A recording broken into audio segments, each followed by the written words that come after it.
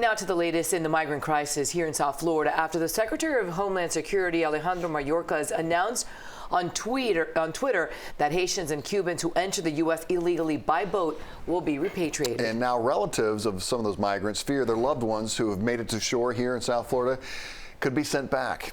CBS 4's Ivan Taylor has more on what Mayorkas' statement means and the reaction to it.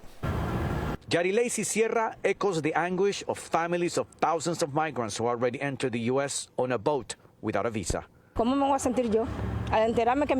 very concerned for my brother.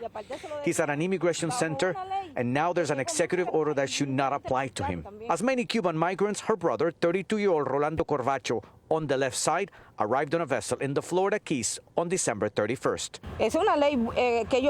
The measure for Cubans and Haitian rafters should not apply to him. U.S. Secretary of Homeland Security Alejandro Mayorkas announced through a tweet that Haitians and Cubans who enter the U.S. the same way as Rolando will be repatriated and will not be eligible for a parole process. Meaning they need a sponsor and they need to fly in with a flight into the United States, be approved, have background checks. Miguel Linda Romero is an immigration attorney who tells us the policy mentioned by Mayorkas was placed in effect January 9th.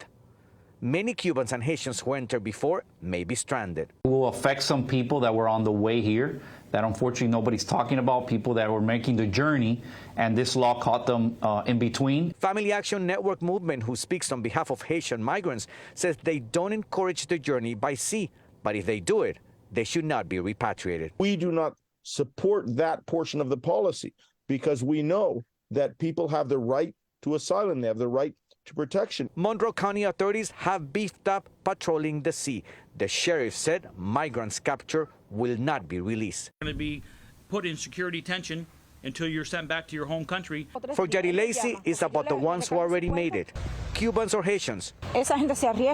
Those people risk their lives. They should not be affected by what was ruled after they arrived. So if any of these migrants is repatriated to his or her country of origin in order to come back legally into the United States, they would have to wait 5 years. In Hialeah, I'm Ivan Taylor, CBS 4 News.